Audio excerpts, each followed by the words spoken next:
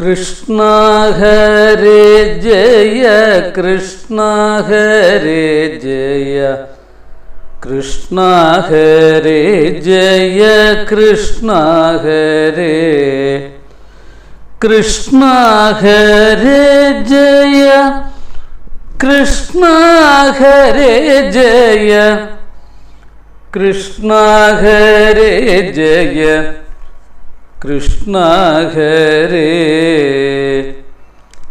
കൃഷ്ണ ഹരേ ജയ കൃഷ്ണ ഹരേ ജയ കൃഷ്ണ ഹരേ ജയ കൃഷ്ണ ഹരേ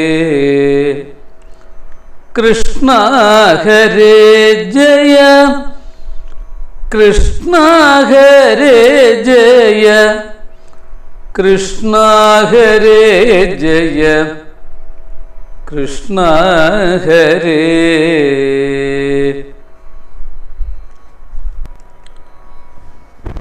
ഉത്തിഷ്ഠ കൃഷ്ണ ഗുരുവായൂപുരേശ ശൗരേ ഉത്തിഷ്ഠ ദേവ വസുദേവ സുപുണ്യമൂർത്തേ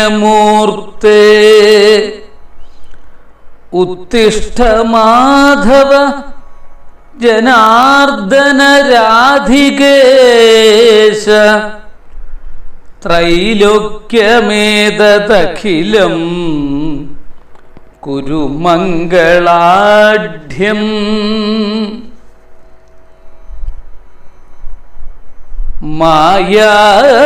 മായാഗൃഹീത വിധി വിഷ്ണു മഹേശരൂപ സൂത്രാത്മവായു ഗുരുഗേഹഗ വിശ്വരൂപ വിശ്വോദ്ഭവ പ്രളയ കേളിഷു ലോലഭൂമൻ ബ്രഹ്മാത്മരൂപ ബഹുരൂപ നമോ നമസ്തേ കൃഷ്ണ നമസ്തേ. ധന്യാത്മാക്കളെ, സുഹൃതികളെ, ഏവർക്കും സാദര നമസ്കാരം. ഗുരുവായൂരപ്പൻ്റെ അനുഗ്രഹത്തോടുകൂടി ഗുരുവായൂർ സമ്പ്രദായത്തിൽ ഭാഗവതം പഠിച്ചുകൊണ്ടിരിക്കുന്ന നമ്മൾ ഭാഗവത പാഠം 311 ഇന്ന് പഠിക്കുന്നത്. ശ്രീമദ് ഭാഗവതം ദ്വിതീയ സ്കന്ധത്തിലെ 10ാമത്തെ അധ്യായം. ഈ 10ാം അധ്യായത്തില് ശ്രീമദ് ഭാഗവതത്തിലെ 3 തുടങ്ങിയിട്ടുള്ള 10 സ്കന്ധങ്ങളുടെ പ്രത്യേകത.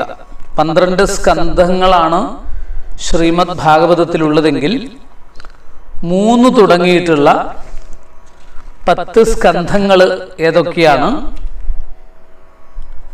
അതിൻ്റെ ലക്ഷണം എന്തൊക്കെയാണ്, ഭാഗവതം ഏത് തരത്തിലാണ് നമുക്ക് വിവരിച്ചു തരുന്നത് തുടങ്ങിയിട്ടുള്ള കാര്യങ്ങളെക്കുറിച്ച് വളരെ വ്യക്തമായിട്ട് ബോധ്യപ്പെടുത്തി തരുന്നതാണ് ഈ ഒരു 10ാം അധ്യായം. ശ്രദ്ധയോടുകൂടി കേട്ട് പഠിക്കാം. 311ാമത്തെ ഈ പാഠഭാഗത്തിലൂടെ ദ്വിതീയ സ്കന്ധം 10ാം അധ്യായത്തിലെ 17 വരെയുള്ള ശ്ലോകങ്ങൾ നമുക്ക് ശ്രദ്ധയോടുകൂടി പഠിക്കാം. അഥ ദശമോധ്യായ ശ്രീശുക ഉവാച അത്ര സർഗോ വിസർഗശ്ച സ്ഥാനം പോഷണമൂദയ മന്വന്തരേശാനുകഥാ നിരോധോ മുക്തിരാശ്രയ ദശമസ്യ വിശുദ്ധ്യർത്ഥം നവാനാമിഹ ലക്ഷണം വർണ്ണയന്തി മഹാത്മാന ശ്രുതേനാർത്ഥേന ചാഞ്ജസാ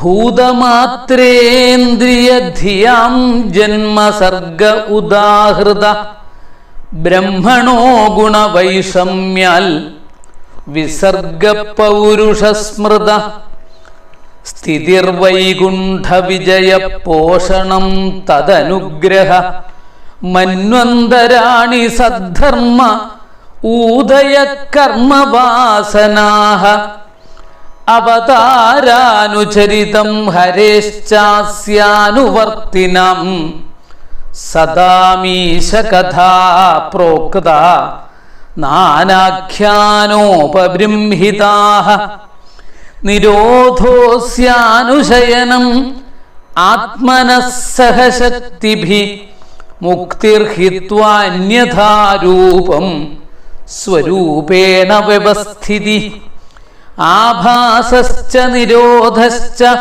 യതശ്ചാധ്യവസീയതേ സ ആശ്രയ പരം ബ്രഹ്മ പരമാത്മേതി ശബ്ദ്യത്തെ യോധ്യാത്മികോയം പുരുഷ സോസാവേവാധിദൈവിക യസ്തത്രോഭയവിച്ഛേദ പുരുഷോ ഹ്യാധിഭൗതിക ഏകമേകതരാഭാവേ യദാ നോപലഭാമഹേ ത്രിതയം തത്ര യോ വേദ സ ആത്മാ സ്വാശ്രയാശ്രയ പുരുഷോണ്ഡം വിനിർഭിദ്യ യദാസോ സ വിനിർഗത ആത്മനോയനമന്വിച്ഛന്നപോസ്രാക്ഷീ ശുചിശുചീഃ താസ്വവാത്സീൽ സ്വസൃഷ്ടാസു സഹസ്രപരിവത്സരൻ തേന നാരായണോ നാമ യഥാപ പുരുഷോദ്ഭവാഃ ദ്രവ്യം കർമ്മ ച കാലശ്ച സ്വഭാവോ ജീവ ഏവ ച യദനുഗ്രഹത സന്തി ന സന്തി യദുപേക്ഷയാ ഏകോ നാനാത്വമന്വിച്ഛൻ യോഗതൽപാത് സമുത്ഥിത വീര്യം ഹിരണ്മയം ദേവോ മായയാ വ്യസൃജത്രിധാ അധിദൈവമധാധ്യാത്മം അധിഭൂതമിതി പ്രഭു യഥൈകം പൗരുഷം വീര്യം ത്രിധാഭിദ്യത തൽ ശൃണു അന്തഃശരീര ആകാശാൽ പുരുഷസ്യ വിജേഷ്ടത ഓജസ്സഹോ ബലം ജജ്ഞേ തത പ്രാണോ മഹാനസു അനുപ്രാണന്തിയം പ്രാണാ പ്രാണന്തം സർവജന്തുഷു അപാനന്ദമപാനന്തി നരദേവമിവാനുഗാഃ പ്രാണേന ക്ഷിപത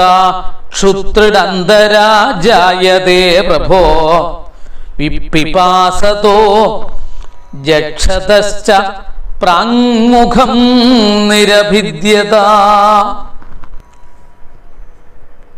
ധന്യാത്മാക്കളെ, സുഹൃത്തുക്കളെ, ദ്വിതീയ സ്കന്ധം 10-ാം അധ്യായം ശ്ലോകം 1. ശ്രീബാദരായണിരുവാച അത്ര സർഗോ വിസർഗശ്ച സ്ഥാനം പോഷണമൂദയ മന്വന്തരേശാനുഗത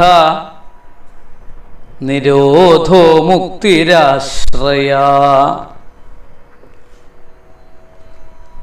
ഇവിടെ അർത്ഥങ്ങൾ മനസ്സിലാക്കുന്നതിന് മുമ്പായിട്ട് വളരെ പ്രധാനപ്പെട്ട ഒരു കാര്യം എല്ലാവരും ശ്രദ്ധയോടുകൂടി മനസ്സിലാക്കുക. സാധാരണ ഇപ്പോഴും നേരത്തെ ചൊല്ലിയ ശ്ലോകം നിങ്ങൾ ശ്രദ്ധിച്ചിട്ടുണ്ടെങ്കിൽ തുടങ്ങിയത് എന്താണ്? ശ്രീ ശുക ഉവാച എന്നാണ് പറഞ്ഞിട്ടാണ് തുടങ്ങിയത്. ഇവിടെ ഇപ്പോഴും പറയുന്നത് ശ്രീ ബാദരായണിരുവാച എന്നാണ്. അപ്പോൾ അതൊന്നും മനസ്സിലാക്കേണ്ടത് കൊണ്ടാണ് ഈ ഒരു മാറ്റം അങ്ങനെ തന്നെ പറഞ്ഞു തരുന്നത്. ഇതൊരു പാഠഭേദമാണ്, എല്ലാ പുസ്തകത്തിലും ഇങ്ങനെ കാണില്ല. അർത്ഥം പറയുമ്പോൾ ഇത് പറയാൻ കാരണം ബാദരായണി, ശ്രീ ബാദരായണി എന്ന് പറഞ്ഞു കഴിഞ്ഞാൽ ശ്രീശുക ബ്രഹ്മഋഷി എന്നാണ് ഇവിടെ ഉദ്ദേശിച്ചിരിക്കുന്നത്. ബാദരായണൻ എന്ന് പറഞ്ഞാൽ വേദവ്യാസനാണെങ്കിൽ വേദവ്യാസന്റെ പുത്രൻ എന്നുള്ള അർത്ഥത്തിലാണ് ബാദരായണി എന്ന് പറയുന്നത്. ഇനി അത് പ്രത്യേകിച്ച് ശ്രദ്ധിക്കുക, ഇനി പറഞ്ഞു തരില്ല. അത്ര സർഗോ വിസർഗശ്ച സ്ഥാനം പോഷണമൂദയ മന്വന്തര ഈശാനുകഥാ നിരോധോ മുക്തി ആശ്രയ. ഈ ശ്ലോകം എല്ലാവരും ബൈഹാർട്ട് പഠിക്കുക, എന്നിട്ട് ചൊല്ലി കേൾപ്പിക്കണം. ബൈഹാർട്ട് പഠിച്ച് ചൊല്ലി കേൾപ്പിക്കണം. മറ്റൊന്നും ബൈഹാർട്ട് പഠിക്കണമെന്ന് പറഞ്ഞിട്ടില്ല. കാരണം എന്താണെന്ന് വെച്ചാൽ ഈ ഭാഗവതത്തിൽ 12 സ്കന്ധങ്ങൾ ഉണ്ടെങ്കിൽ അതിൽ 1ഉം 2ഉം സ്കന്ധങ്ങൾ ശ്രോതാവിൻ്റെയും വക്താവിൻ്റെയും ലക്ഷണങ്ങളാണ് പറയുന്നത്. അതായത് കഥ പറഞ്ഞു തരുന്ന ശുഗബ്രഹ്മഋഷിയുടെ യോഗ്യത വക്താവിൻ്റെ ലക്ഷണമായിട്ടും ആദ്യം ശ്രോതാവ് കേൾക്കുന്ന പരീക്ഷത്തിന്റെ യോഗ്യതയുമാണ് നമുക്ക് 2 ഭാഗമായിട്ട് പറഞ്ഞു തരുന്നത്. 3ാമത്തെ സ്കന്ധം മുതൽ 12 വരെയുള്ള 10 സ്കന്ധങ്ങളാണ് ലക്ഷണങ്ങൾ, ദശലക്ഷണങ്ങൾ. ഒരു പുരാണത്തിന് വേണ്ടുന്ന എല്ലാ ലക്ഷണങ്ങളും ഈ 10 ലക്ഷണങ്ങളിൽ ഒതുങ്ങിയിരിക്കുന്നു. അത് തികഞ്ഞ പുരാണമാണ്, മഹാപുരാണം ശ്രീമദ് ഭാഗവതം. ആ തലത്തിൽ നോക്കുകയാണെങ്കിൽ വലിയൊരു മഹാപുരാണമാണ്. അതുകൊണ്ട് ശ്രീമദ് ഭാഗവതത്തിന്റെ ഈ 10 ലക്ഷണങ്ങള് ദ്വിതീയ സ്കന്ധത്തിലെ 10ാമത്തെ അധ്യായത്തിലെ 1ാമത്തെ ശ്ലോകം കൊണ്ട് കൃത്യമായിട്ട് പറഞ്ഞു തരുന്നു. അതായത് ശ്രീമദ് ഭാഗവത മഹാപുരാണത്തില് സർഗം, വിസർഗം, സ്ഥാനം, പോഷണം, ഊതികൾ, മന്വന്തരങ്ങൾ, ഈശ്വര അവതാര കഥകൾ, നിരോധം, മുക്തി, ആശ്രയം, ഇതാണ് 10 ലക്ഷണങ്ങൾ. എന്നീ 10 ലക്ഷണങ്ങള് ഈ ഭാഗവതത്തിലുണ്ട്. ഈ 10ഉം തികഞ്ഞിരിക്കുന്നത് മഹാപുരാണമാകുന്നു. സർഗാദി ലക്ഷണങ്ങൾ എന്തൊക്കെയാണെന്ന് പിന്നീട് ക്രമത്തിൽ ഓരോന്നായിട്ട് വിവരിച്ചു തരുന്നു. അടുത്ത ശ്ലോകം 2. ദശമസ്യ വിശുദ്ധ്യർത്ഥം നവാനാമിഹ ലക്ഷണം വർണ്ണയന്തി മഹാത്മാന ശ്രുതേനാർത്ഥേന ചഞ്ചസാ. ദശമസ്യ 10ാമത്തേതിൻ്റെ, അതായത് 10ാമത്തെ ലക്ഷണം ആശ്രയമാണ്. ആ 10ാമത്തേതിൻ്റെ ആശ്രയമായ ബ്രഹ്മത്തിന്റെ വിശുദ്ധ്യർത്ഥം. ആശ്രയം എന്താണ്? നമ്മൾക്ക് എല്ലാവർക്കും ബ്രഹ്മമാണ്. ആ ബ്രഹ്മത്തിന്റെ വിശുദ്ധ്യർത്ഥം വിശേഷേണ ശോധന ചെയ്യുവാൻ വേണ്ടി, വിശുദ്ധി എന്ന് പറഞ്ഞാൽ അതാണ്, ഇഹ ഇതിൽ നവാനാം സർഗാദികളായ 9 സംഗതികൾ, ലക്ഷണത്തെ മഹാത്മാനഹ മഹാത്മാക്കൾ ശ്രുതേന ശ്രുതി കൊണ്ടും അർത്ഥേന അഞ്ജസ ലഘുബോധമുണ്ടാവാൻ മതിയായ വിധത്തിൽ വർണ്ണയന്തി വർണ്ണിക്കുന്നു. അതായത് മഹാത്മാക്കള് ഇവകളിൽ 10ാമത്തെ ലക്ഷണമായ ആശ്രയത്തിന്റെ തത്വം സ്പഷ്ടമാക്കുവാൻ വേണ്ടി വേദത്തിൽ പ്രതിപാദിച്ച സ്വരൂപത്താലും അതിന്റെ താല്പര്യത്താലും സർഗാദികളായ 9ന്റെയും ലക്ഷണങ്ങളെ വളരെ വ്യക്തമായിട്ട് പറയുന്നു. 10ാമത്തേതായ അല്ലെങ്കിൽ 10ാമതായ ആശ്രയത്തെ നന്നായി ബോധിപ്പിക്കുന്നതിന് വേണ്ടിയിട്ടാണ് പുരാണത്തിന്റെ പരമമായ ലക്ഷ്യമായ ആ ആശ്രയത്തെ നമുക്ക് ഉറപ്പിച്ചു പറഞ്ഞു തരുന്നത്. അതായത് പുരാണത്തിന്റെ ഉദ്ദേശം തന്നെ ഈ 10ാമത്തെ ലക്ഷണമാകുന്ന ബ്രഹ്മത്തിലേക്ക് നമ്മുടെ മനസ്സെത്തണം, നമ്മൾ ആശ്രയിക്കണമെന്ന് ബോധ്യപ്പെടുത്തുകയാണ്. പുരാണങ്ങളിൽ കാണുന്ന സ്തുതികൾ സാക്ഷാൽ ശ്രുതി ബ്രഹ്മത്തെ ഏതുവിധം ബോധിപ്പിക്കുന്നുവോ ആ രീതിയിലും അതാത് കഥകളിൽ താല്പര്യവൃത്തിസ്ഥാനീയമായ അർത്ഥം കൊണ്ടും ബോധിപ്പിക്കുന്നു. അതുകൊണ്ട് 10 ലക്ഷണങ്ങളും ഒരേ വിധത്തിൽ ബ്രഹ്മത്തിൽ തന്നെ പര്യവസാനിക്കുന്നതിൽ നാനാത്വ ശങ്കയ്ക്ക് അവകാശമില്ലെന്ന് ഉറപ്പിക്കുന്നു. അടുത്ത ശ്ലോകം 3. ഭൂതമാത്രേന്ദ്രിയധിയാം ജന്മസർഗ ഉദാഹൃത ബ്രഹ്മണോ ഗുണവൈഷമ്യാൽ വിസർഗ പൗരുഷ സ്മൃത. ഭൂതമാത്രേന്ദ്രിയധിയാം, ഭൂമ്യാദിഭൂതങ്ങള്, ശബ്ദാദി തന്മാത്രകൾ, നേത്രാദി ഇന്ദ്രിയങ്ങൾ, മനസ്സ് മുതലായ അന്ധക്കരണങ്ങൾ ഇവയുടെ ഗുണവൈഷമ്യാൽ ഗുണങ്ങളുടെ വിഷമാവസ്ഥ ഹേതുവായിട്ട് ബ്രഹ്മണ ബ്രഹ്മത്തിൽ നിന്ന് ജന്മ ഉൽപ്പത്തി, സർഗ ഉദാഹൃത സർഗം എന്ന് പറയപ്പെടുന്നു, പൗരുഷം പുരുഷനാൽ ബ്രഹ്മാവിനാൽ ചെയ്യപ്പെടുന്ന സൃഷ്ടി വിസർഗമെന്ന് പറയപ്പെടുന്നു. ഈ 3-ാമത്തെ ശ്ലോകം മുതൽ 7 ശ്ലോകങ്ങൾ കൊണ്ട് സർഗാദികളായ 10ന്റെയും ലക്ഷണം വെവ്വേറെ പറയുന്നു. ആകാശാദികളായ ഭൂതങ്ങള്, ശബ്ദാദികളായ മാത്രകള്, തന്മാത്രകള്, കണ്ണു മുതലായ ഇന്ദ്രിയങ്ങള്, മനസ്സ് മുതലായ അന്ധക്കരണങ്ങള്, ഇവകൾ ഗുണങ്ങളുടെ ക്ഷോഭം നിമിത്തം പരമാത്മാവിൽ നിന്നുണ്ടായി എന്ന് കാണിക്കുന്നത് സർഗം എന്ന് പറയുന്നു. വൈരാജൻ എന്ന് പറയപ്പെടുന്ന പുരുഷനാൽ ബ്രഹ്മാവിനാൽ ചെയ്യപ്പെടുന്ന ചരാചരാത്മകമായ സൃഷ്ടിക്ക് വിസർഗം എന്ന് പറയുന്നു. അപ്പൊ വിസർഗം എന്താണ്? സർഗം വിസർഗം ഇത് രണ്ടുമാണ് പറഞ്ഞിരിക്കുന്നത്. അതായത് ഈ പരമാത്മാവിൽ നിന്ന് ഉണ്ടായി ഏതൊക്കെ ഈ പറയുന്ന സർഗാദികളായ 10ന്റെയും ലക്ഷണം വേറെ വേറെ പറയാൻ ആരംഭിക്കുമ്പോൾ ആദ്യത്തെ ലക്ഷണം ഏതാണ്? സർഗം അല്ലേ?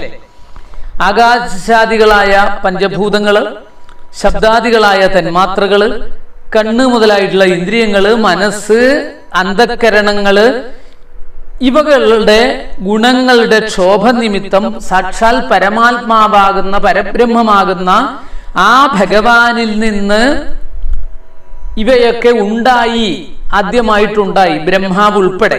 അതാണ് സർഗം എന്ന് പറയുന്നത്. എന്നാൽ വൈരാജൻ എന്ന് പറയപ്പെടുന്ന പുരുഷനാൽ ബ്രഹ്മാവിനാൽ ചെയ്യപ്പെടുന്ന ചരാചരാത്മകമായ സൃഷ്ടിക്കാണ് എന്ത് പറയുന്നത്? വിസർഗം എന്ന് പറയുന്നത്. ഇതാണ് 2 ലക്ഷണം. ഈ 2 ലക്ഷണങ്ങളാണ് സർഗം വിസർഗം. അതാണ് 3-ാമത്തെ സ്കന്ധം സർഗവും 4-ാമത്തെ സ്കന്ധത്തിന്റെ ലക്ഷണം വിസർഗവുമാണ് എന്ന് പറയുന്നത്. ഇനി ശ്ലോകം 4. സ്ഥിതിർവൈകുണ്ഠ വിജയ പോഷണം തദനുഗ്രഹ മന്വന്തരാണി സദ്ധർമ്മ ഊദയ കർമ്മവാസനാഹ. വൈകുണ്ഠ വിജയ, ഭഗവാൻ സർവോൽക്കർഷേണ സൂചകമായ അവതാരാദികൾ സ്ഥിതി സ്ഥാനമെന്നും തദനുഗ്രഹ ലോകത്തെക്കുറിച്ചുള്ള ഭഗവാന്റെ അനുഗ്രഹം പോഷണം എന്നും സദ്ധർമ്മ സത്തുക്കളായ മനു മുതലായവരുടെ അനുഷ്ഠാന രൂപമായ ധർമ്മം മന്വന്തരാണി മന്വന്തരങ്ങളെന്നും കർമ്മവാസനാഹ കർമ്മങ്ങളുടെ വാസനകൾ ഊതയ ഊതികളെന്നും പറയപ്പെടുന്നു. ഊയന്തേ അഭിവൃദ്ധിപ്പെടുന്നു എന്നതുകൊണ്ട് ഊതികൾ എന്ന് പേരുണ്ടായി. ഇവിടെ കുറെ ലക്ഷണങ്ങൾ പറഞ്ഞു. ഏതൊക്കെയാണ്? ഭഗവാന്റെ അവതാരങ്ങളാൽ ലോകങ്ങളെ മര്യാദ തെറ്റാതെ പരിപാലിക്കുന്നതാണ് സ്ഥാനം എന്ന ലക്ഷണം. 3-ാമത്തെ ലക്ഷണം സർഗം വിസർഗം സ്ഥാനം. ഇത് 5-ാമത്തെ സ്കന്ധമാണ്, 5ാമ സ്കന്ധമാണ് സ്ഥാനം എന്ന ലക്ഷണം കൊണ്ട് കാണിച്ചു തരുന്നത്. ഇനി അടുത്തത് പോഷണമാണ്. ആ ഭഗവാൻ ചെയ്യുന്ന അനുഗ്രഹ ലീലയാണ്. എന്തൊക്കെ വിഷമങ്ങളും പ്രയാസങ്ങളും ഉള്ളവരാണെങ്കിലും പ്രതിസന്ധികൾ ഉള്ളവരാണെങ്കിലും അവരൊക്കെ അനുഗ്രഹിച്ചു ഉയർത്തിക്കൊണ്ടുവരുന്ന ലീലയാണ് പോഷണം എന്ന് പറയുന്നത്. ഭഗവാന്റെ അനുഗ്രഹം നമുക്ക് കിട്ടുന്നത് എങ്ങനെയാണെന്ന് കാണിച്ചു തരികയാണ് പോഷണം ലീല. അത് 6-ാമത്തെ സ്കന്ധം മുതലാണ് വർണ്ണിക്കുന്നത്. അജാമിളോപാഖ്യാനം, വൃത്രാസുര ചരിത്രം തുടങ്ങിയിട്ടുള്ള കഥാഭാഗങ്ങൾ വർണ്ണിക്കുന്ന 19 അധ്യായങ്ങളുള്ള ഏതിലൂടെ 6-ാമത്തെ സ്കന്ധത്തിലൂടെയാണ് ഈ പോഷണം എന്ന ലീല വർണ്ണിക്കുന്നത്. ഇനി അടുത്തത്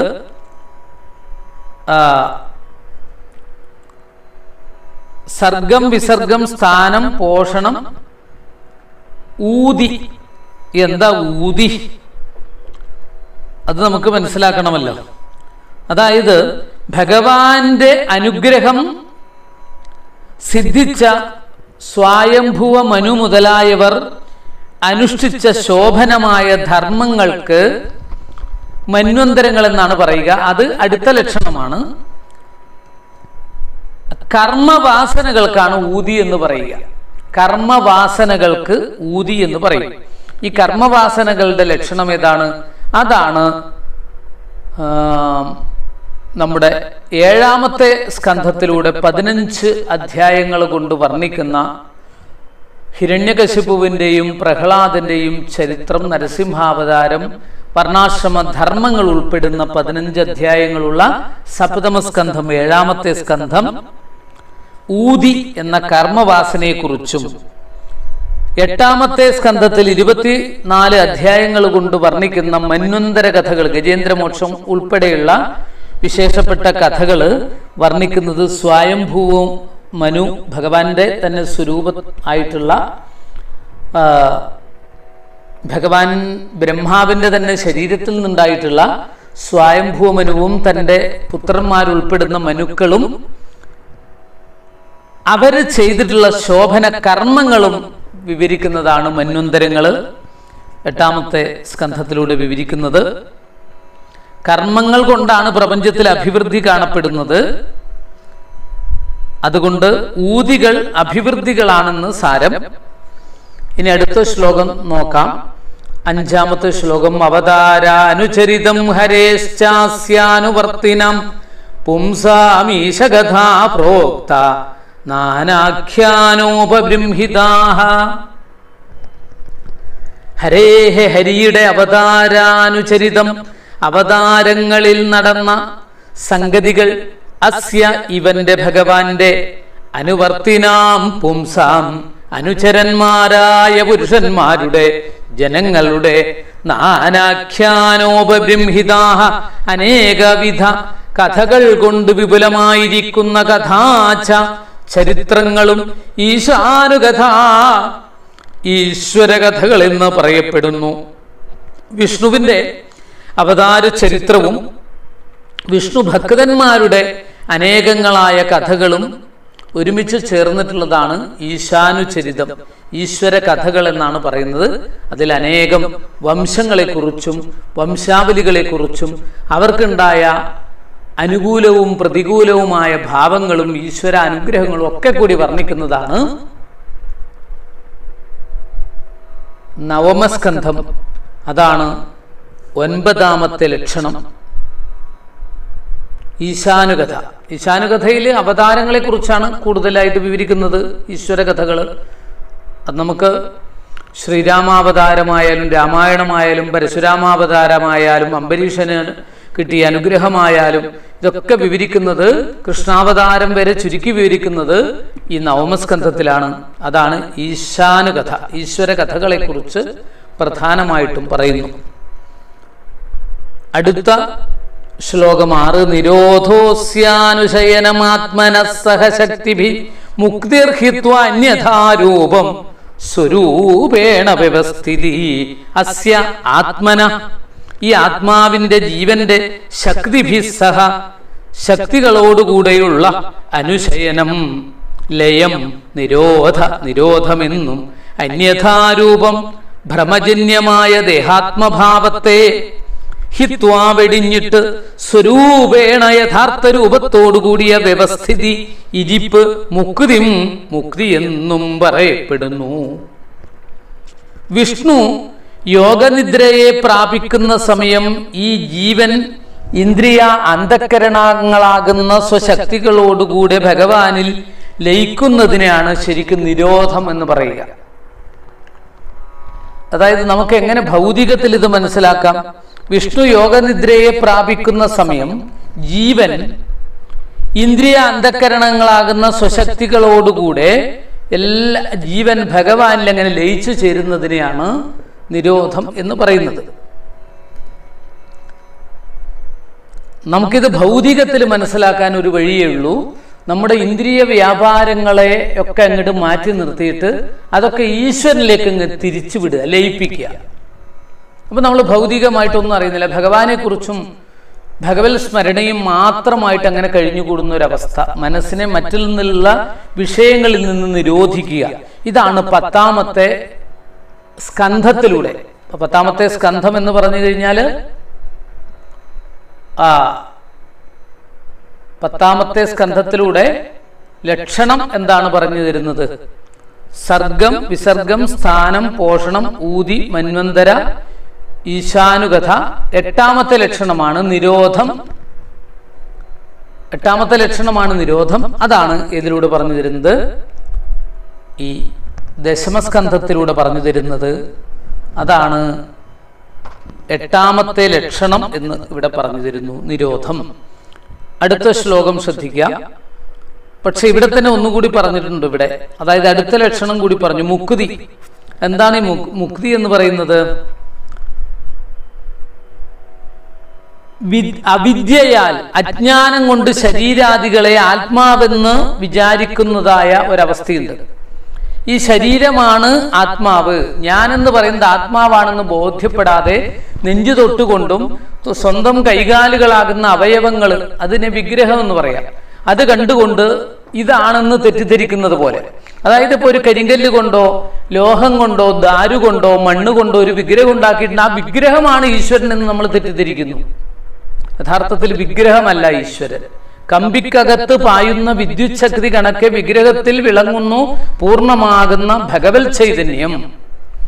ആ ഭഗവത് ചൈതന്യം എന്നുള്ളത് ഒന്നില്ലെങ്കിൽ, അതുകൊണ്ടാണ് വിഗ്രഹത്തിൽ ചൈതന്യ വർധനവിന് വേണ്ടിയിട്ട് ഒരുപാട് കാര്യങ്ങൾ ചെയ്യുന്നത്. അതുപോലെ നമ്മൾ ഈ പുറമേ കാണുന്ന നമ്മുടെ ഈ ശരീരമല്ല, ഇതിനുള്ളിലുള്ള ആത്മചൈതന്യം, സൂക്ഷ്മത്തിലുള്ള ആ ജീവചൈതന്യം, അതാണ് യാഥാർത്ഥ്യത്തിലുള്ളത് എന്നുള്ള ബോധത്തിലേക്ക് നമ്മൾ എത്തിച്ചേരലാണ് മുക്തി എന്ന് പറയുന്നത്.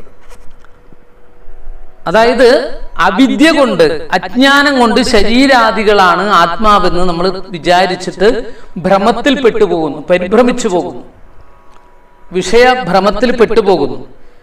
എന്നാൽ അത് ഉപേക്ഷിച്ചിട്ട് ബ്രഹ്മസ്വരൂപമായിരിക്കുന്നത്, നമ്മളൊക്കെ ബ്രഹ്മസ്വരൂപമാണ്, ആ ബ്രഹ്മചൈതന്യമാണ് നമ്മളിലൊക്കെ ഉള്ളത്. ആത്മാവിന് ജനന മരണവും നാശവും ഇല്ല എന്ന് ബോധ്യപ്പെടുന്ന ഒരവസ്ഥയാണ് മുക്തി എന്ന് പറയുന്നത്. അത് ജ്ഞാനം കൊണ്ട് മാത്രമേ ഉണ്ടാവുള്ളൂ, അറിവ് കൊണ്ടേ ഉണ്ടാവുള്ളൂ.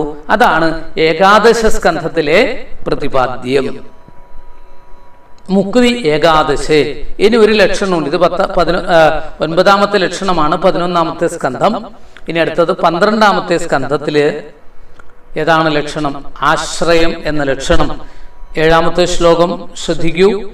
ആഭാസശ്ച നിരോധശ്ച യതശ്ചാധ്യവസീയതേ സാശ്രയ പരം ബ്രഹ്മ പരമാത്മേതി ശബ്ദയതേ. ആഭാസ ച, ആഭാസ ച ആവിർഭാവവും നിരോധ ച പ്രളയവും യത അധ്യവസീയതേ യാതൊന്നിൽ നിന്ന് നിശ്ചയിക്കപ്പെട്ടിരിക്കുന്നുവോ പരം ബ്രഹ്മ പരബ്രഹ്മമെന്നും പരമാത്മാ ഇതിച്ച പരമാത്മാവെന്നും യഹ് ശബ്ദയതേ യാതൊരുവൻ പറയപ്പെടുന്നുവോ സ അവൻ, ആ ഈശ്വരൻ ആശ്രയം എന്ന് പറയപ്പെടുന്നു. വളരെ ശ്രദ്ധിക്കൂ. ജഗത്തിന്റെ, പ്രപഞ്ചത്തിന്റെ ഉൽപ്പത്തിയും പ്രളയവും ആരെ ആശ്രയിച്ചു നടക്കുന്നുവോ, ആരാണ് ഈ ലോകത്തെ ഈ കാണുന്ന വിധത്തിൽ പ്രകാശിപ്പിക്കുന്നുവോ, ആരിൽ ലയിക്കുമ്പോൾ ഈ ലോകം ഈ വിധത്തിൽ കാണപ്പെടാതിരിക്കുന്നുവോ, ആ വസ്തു ഈ ലോകത്തിന്റെ ആശ്രയമാകുന്നു. പരബ്രഹ്മമെന്നും പരമാത്മാവെന്നും പേർ പറയുന്ന ആ വസ്തുവിന് ആശ്രയം എന്ന് തന്നെയാണ് ആചാര്യന്മാർ പേർ ഇട്ടിരിക്കുന്നത്. 12ാമത്തെ സ്കന്ധത്തിലാണ് കാൽവിരൽ നുണഞ്ഞും കൊണ്ട് ആലിലെ മുകളിൽ ആ കരാരവിന്ദേന പദാരവിന്ദം മുഖാരവിന്ദേവി നിവേശയന്തം വടസ്യ പത്രസ്യ പുടേ ശയാനം ബാലം മുകുന്ദം മനസാ സ്മരാമി എന്ന ഭാവത്തിലുള്ള ഭഗവാനെ കാണിച്ചു തരുന്നത്. ഭഗവാൻ പോലും തൻ്റെ കാൽവിരല് ആസ്വദിച്ചു കൊണ്ടിരിക്കുകയാണ്.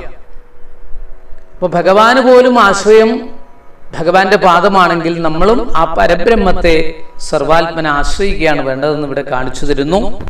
അടുത്ത ശ്ലോകം 8. യോധ്യാത്മികോയം പുരുഷസ്സോസാവേവാധിദൈവിക യസ്തത്രോഭയ വിച്ഛേദ പുരുഷോ ഹ്യാധിഭൗതിക. യ അയം പുരുഷ, നേത്രാദികളായി ഇന്ദ്രിയങ്ങളെ അഭിമാനിക്കുന്ന പുരുഷൻ, ജീവൻ യാതൊന്നാകുന്നുവോ ആ പുരുഷൻ യാതൊന്നാകുന്നുവോ, ആ പുരുഷൻ തന്നെ നമ്മുടെ ഉള്ളിലുള്ള ജീവൻ അത് യാതൊന്നാകുന്നുവോ, സ അസൗ ഏവ, ആ ഇവൻ തന്നെ ആധിദൈവിക, ആധിദൈവം എന്ന് പറയപ്പെടുന്നതും, അത്ര അതിൽ ഉഭയവിച്ഛേദ, രണ്ടുവിധ ഭേദത്തോടു കൂടിയവൻ, യാതൊരുവനോ, യ പുരുഷ, ആ പുരുഷൻ, ആ ശരീരം, ആധിഭൗതിക, അധിഭൂത സംഭവനെന്ന് പറയപ്പെടുന്നു. ശ്രദ്ധിക്കൂ, ആശ്രയസ്വരൂപത്തെ അപരോക്ഷാനുഭവ രൂപേണ സ്പഷ്ടമാക്കി കാണിക്കുവാനായിട്ട് അധ്യാത്മം എന്ന് തുടങ്ങിയിട്ടുള്ള വിഭാഗത്തെ കാണിക്കുന്നു. ശരീരത്തിന്റെ അധിഷ്ഠാനമായിരിക്കുന്നതിനാൽ ആധ്യാത്മികൻ എന്ന് പറയപ്പെടുന്ന പുരുഷൻ ആരാകുന്നുവോ ആ പുരുഷൻ തന്നെ സകല ദേവന്മാർക്കും അധിഷ്ഠാനമായിരിക്കുന്നതിനാൽ ആധിദൈവികൻ എന്നും, അധ്യാത്മ ശബ്ദത്താൽ പ്രതിപാദിക്കപ്പെട്ട ജീവനും ആധിദൈവിക ശബ്ദത്താൽ പറയപ്പെട്ട പരമാത്മാവിനും വേറെയല്ലാത്ത പ്രകൃതിയോടുകൂടെ ദേഹരൂപനായിരിക്കുന്നവൻ ഏതൊരുവനോ അവനെ ആധിഭൗതികൻ എന്നും പറയുന്നു. ഏകമായ ആശ്രയം ഇങ്ങനെ 3 വിധത്തിൽ വ്യവഹരിക്കപ്പെടുന്നു. ഈ വ്യവഹാരത്തിന് ആശ്രയമായിരിക്കുന്ന ഏകമായ തത്വത്തെയാണ് ആശ്രയ ശബ്ദത്താൽ കാണിച്ചിരിക്കുന്നതെന്ന് സാരം. ചക്ഷുരാദികളായ ഇന്ദ്രിയങ്ങളെ കൊണ്ട് കണ്ടു കേട്ടു എന്നിങ്ങനെ അഭിമാനിക്കുന്ന ജീവന് അധ്യാത്മാവെന്ന് പേര്. നേത്രാദികളായ ഇന്ദ്രിയങ്ങളിൽ പ്രകാശരൂപേണ, പ്രകാശസ്വരൂപേണ വസിക്കുന്ന സൂര്യാദികൾക്ക് അധിദൈവം എന്ന് പേര്. ഈ രണ്ടും ഏതൊരു ശരീരത്തിലിരിക്കുന്നുവോ അതിന് അധിഭൂതം എന്നും പേര്. ഈ ശ്ലോകം വീണ്ടും ചിലപ്പോൾ കേട്ടു നോക്കേണ്ടി വരും. ഇത്ര മാത്രമേ പറഞ്ഞു തരാൻ പറ്റുള്ളൂ. അധിദൈവം, ആധിദൈവികം, ആധിഭൗതികം, ആധ്യാത്മികം, ഇതെന്താണെന്ന് വളരെ കൃത്യമായിട്ട് ഈ ശ്ലോകത്തിലൂടെ കാണിച്ചു തരുന്നു. അടുത്ത ശ്ലോകം 9. ഏകമേകതരാഭാവേ യദാ നോപലഭാമഹേ ത്രിതയം തത്തയോ വേദ സ ആത്മാ സ്വാശ്രയാശ്രയ. ഏകം ഒന്നിനെ, ഏകതരാഭാവേ മറ്റൊന്നിന്റെ അഭാവത്താൽ, ഏകതരാഭാവേ മറ്റൊന്നിന്റെ അഭാവത്താൽ, യഥാന ഉപലഭാമഹേ എപ്പോൾ കാണുന്നില്ലയോ, തത്ര അതിലുള്ള യാതൊരുവൻ, ത്രിതയം വേദ മൂന്നിനെയും അറിയുന്നുവോ, സ്വാശ്രയാശ്രയ തന്നെ ആശ്രയിച്ചുപജീവിക്കുന്ന ആ മൂന്നിനും ആശ്രയമായിരിക്കുന്ന സ അവൻ ആത്മാവാകുന്നു. ഈ മൂന്നിന്റെ മധ്യത്തിൽ ഒന്നില്ലെങ്കിൽ മറ്റൊന്നിനെയും നമ്മൾ അറിയില്ല. ആകയാൽ ഈ മൂന്നിനെയും ഏതൊരുവൻ സാക്ഷിയായിരുന്ന് അറിയുന്നുവോ അവൻ തന്നെയാണ് പരമാത്മാവ്. അവൻ അന്യങ്ങളെ ആശ്രയിക്കാത്തതിനാൽ തനിക്ക് താൻ തന്നെ ആശ്രയമായിരിക്കുന്നവനായി, മറ്റുള്ളവർക്ക് അവൻ ആശ്രയഭൂതനായി. അവനെ കൂടാതെ മറ്റൊന്നും പ്രകാശിക്കയില്ല. അധ്യാത്മം, അധിദൈവം, അധിഭൂതം ഈ മൂന്നും ഒന്നോടൊന്ന് സംബന്ധിച്ചല്ലാതെ വിളങ്ങുകയില്ല, വിഷയങ്ങളെ ഗ്രഹിക്കുകയുമില്ല. അതിനാൽ സ്വതവേ പ്രകാശമുള്ളവയല്ല. ഈ മൂന്നിനെ പ്രകാശിപ്പിച്ചും അന്യ ആശ്രയം കൂടാതെ സ്വയം പ്രകാശിച്ചും കൊണ്ടിരിക്കുന്നതാണ് ആത്മസ്വരൂപം എന്ന് സാരം. ആധ്യാത്മികം, ആധിദൈവികം, ആധിഭൗതികം ഒക്കെ പരസ്പരം ബന്ധപ്പെട്ടുകൊണ്ട് ഈ പുരുഷന്റെ പ്രഭാവത്താലാണ് നമുക്ക് ബോധ്യപ്പെടുത്തി തരുന്നത് ഈ ശ്ലോകത്തിലൂടെ.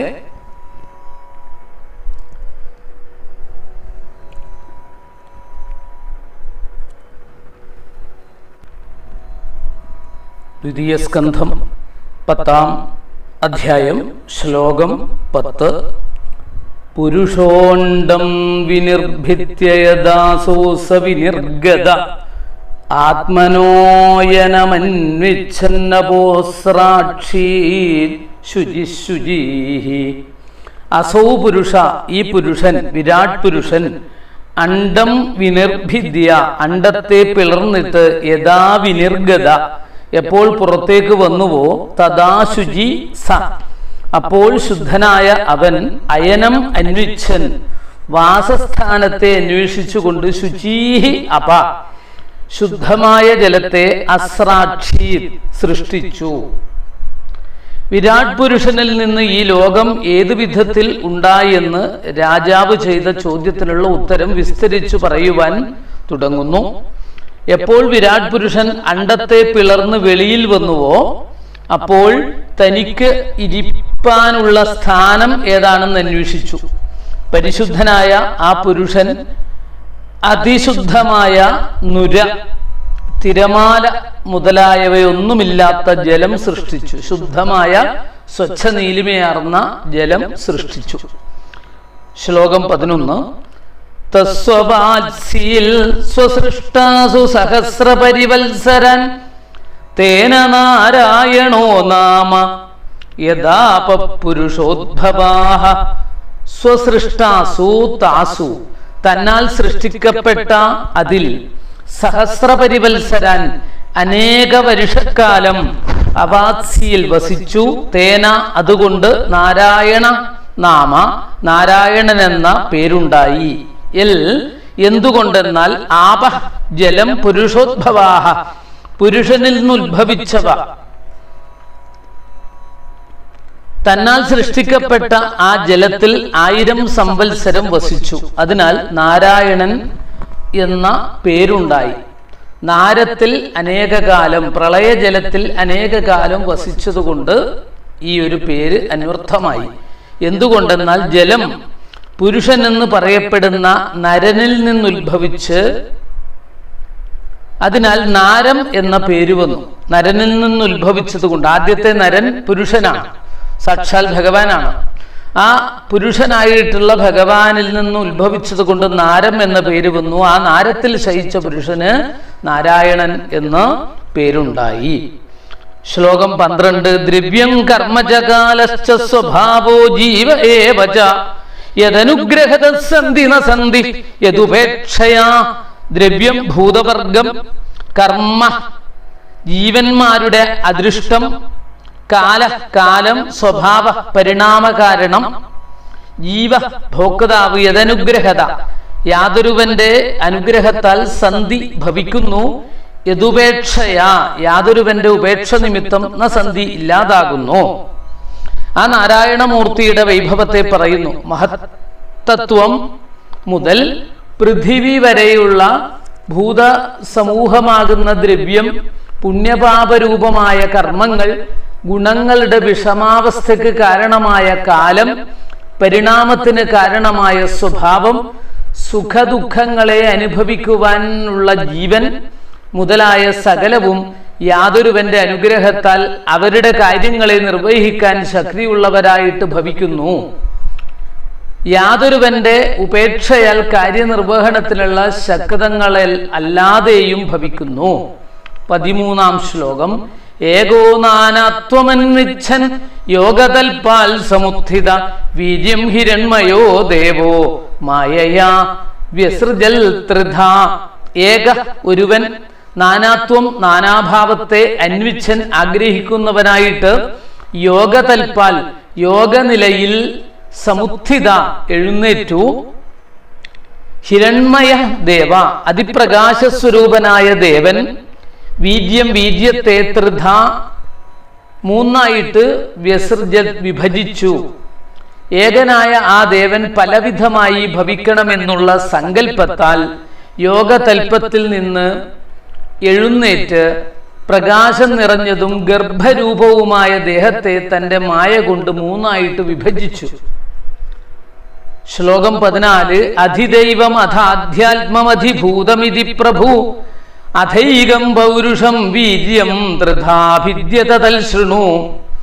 അധിദൈവം, ദൈവം പ്രധാനമായത്, അധ്യാത്മം, ആത്മാവിന് പ്രാധാന്യമുള്ളത്, അധിഭൂതം, ഭൂതങ്ങൾക്ക് പ്രാധാന്യമുള്ളത്, ഇതി ഇങ്ങനെ, പ്രഭു സർവത്തിനും സമർത്ഥനായവൻ, അധ ഏകം പൗരുഷം വീര്യം, അനന്തരം ഏകമായ പൗരുഷമെന്ന വീര്യത്തെ ത്രിധാ മൂന്നായിട്ട് അഭിദ്യത പിരിച്ചു.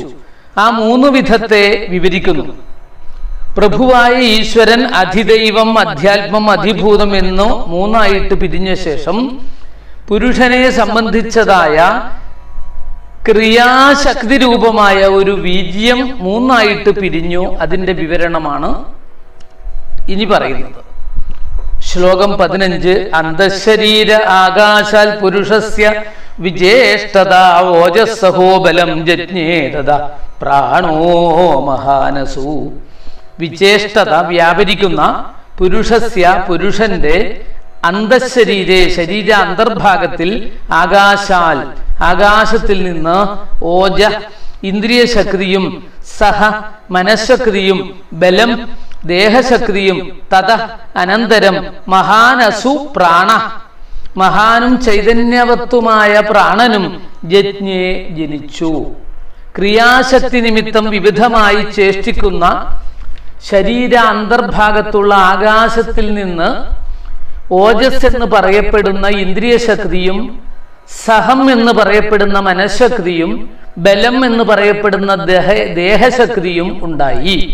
അനന്തരം ആ സൂക്ഷ്മരൂപത്തിൽ നിന്ന് പ്രാണനുണ്ടായി. ആ പ്രാണൻ മുഖ്യമാകുന്നു. ജീവധാരമായതുകൊണ്ട് പ്രാണന് അസു, ജീവൻ എന്നുകൂടെ പേരുണ്ട്. അടുത്ത ശ്ലോകം 16. അനുപ്രാണന്തിയം പ്രാണാ പ്രാണന്തം സർവജന്തുഷോ അപാനന്ദം അപാനന്തി നരദേവമിവാനുഗാഹ. സർവജന്തുഷു പ്രാണാഹ, സകല പ്രാണികളിലും ഇന്ദ്രിയങ്ങൾ, പ്രാണന്തം യം അനുപ്രാണന്തി, ചേഷ്ടിക്കുന്ന യാതൊന്നിനെ അനുസരിച്ച് ചേഷ്ടിക്കുന്നു, അപാനന്ദം, വ്യാപാരത്തെ വിട്ടിരിക്കുന്നവനെ അനുസരിച്ചു, അപാനന്തി, വ്യാപാരം വിടുന്നു, നരദേവം, രാജാവിനെ, അനുഗാഹ ഇവ, ഭൃത്യന്മാരെന്ന പോലെ. പ്രാണൻ മുഖ്യമെന്ന് പറഞ്ഞതിനെ വിവരിക്കുന്നു. സർവപ്രാണികളിലും സർവശരീരം എടുത്തിട്ടുള്ളവരിലും ഇന്ദ്രിയങ്ങൾ ആ സകല ജന്തുക്കളിലും ചേഷ്ടിക്കുന്ന പ്രാണനെ അനുസരിച്ച്, രാജാവിനെ അനുസരിച്ച് ഭൃത്യന്മാരെന്ന പോലെ ചേഷ്ടിക്കുന്നു. അതായത് പ്രാണന്റെ ചേഷ്ടയില്ലെങ്കിൽ ഇന്ദ്രിയങ്ങളും ചേഷ്ടിക്കുന്നില്ല. അതുകൊണ്ട് മുഖ്യമായത് പ്രാണനാണെന്ന് പറഞ്ഞിരിക്കുന്നു. പ്രാണന്റെ ചേഷ്ടക്കനുസരിച്ചിട്ടാണ് കണ്ണ്, മൂക്ക്, നാക്ക്, തൊക്ക് തുടങ്ങിയിട്ടുള്ള ഇന്ദ്രിയങ്ങൾ കൂടി പ്രവർത്തിക്കുന്നത്. അടുത്ത ശ്ലോകം 17. പ്രാണേന ക്ഷിപിത ക്ഷുത്തിടന്തര ജായതേ പ്രഭോ പിപാസതോ ജക്ഷതശ്ച പ്രാങ്മുഖം നിരഭിദ്യത. പ്രഭോ, പ്രഭുവിനു അന്തര, ശരീരമധ്യത്തിൽ, ക്ഷിപത, പ്രാണേന, വ്യാപരിക്കുന്ന പ്രാണൻ നിമിത്തം, ക്ഷുത്രിട്, വിശപ്പും ദാഹവും, ജായതേ, ജനിച്ചു. പിപാസത, ജക്ഷത ച, കുടിക്കുവാനും ഭക്ഷിക്കുവാനും ആഗ്രഹമുണ്ടായ പ്രഭുവിന് പ്രാങ്മുഖം, ഒന്നാമത്തെ മുഖം, നിരഭിദ്യത, നിർഭിന്നമായി ഉണ്ടായി. ശരീരമധ്യത്തിൽ പ്രാണൻ ചലിക്കുമ്പോൾ പ്രഭുവിന് വിശപ്പും ദാഹവും ഉണ്ടാകുന്നു. അതിനാൽ പാനം ചെയ്യണം, ഭുജിക്കണം എന്നുള്ള ഇച്ഛയുണ്ടായ ആ ദേവന് ആദ്യത്തെ മുഖമുണ്ടായി. ഈ 17 വരെയുള്ള ശ്ലോകങ്ങളാണ് നമ്മൾ ഈ പാഠത്തിലൂടെ പഠിക്കുന്നത്. അടുത്ത പാഠത്തിലൂടെ നമുക്ക് അടുത്ത ശ്ലോകങ്ങൾ പഠിക്കാം. ശ്രീ ഗുരുവായൂരപ്പന്റെ അനുഗ്രഹം ഏവർക്കും ഉണ്ടാകണമേ എന്ന് പ്രാർത്ഥിക്കുന്നു. കായേന വാചാ മനസേന്ദ്രിയൈർവാ ബുദ്ധ്യാത്മനാ വാ പ്രകൃതേ സ്വഭാവാൽ കരോമി യദ്യൽ സകലം പരസ്മൈ നാരായണായേതി സമർപ്പയാമി. ഹരേ രാമ രാമ രാമ ഹരേ ഹരേ, ഹരേ കൃഷ്ണ കൃഷ്ണ കൃഷ്ണ ഹരേ ഹരേ. എല്ലാവർക്കും ശ്രീ ഗുരുവായൂരപ്പൻ്റെയും ഗുരുപരമ്പരകളുടെയും അനുഗ്രഹം ഉണ്ടാവണമെന്ന് പ്രാർത്ഥിക്കുന്നു. നമസ്കാരം.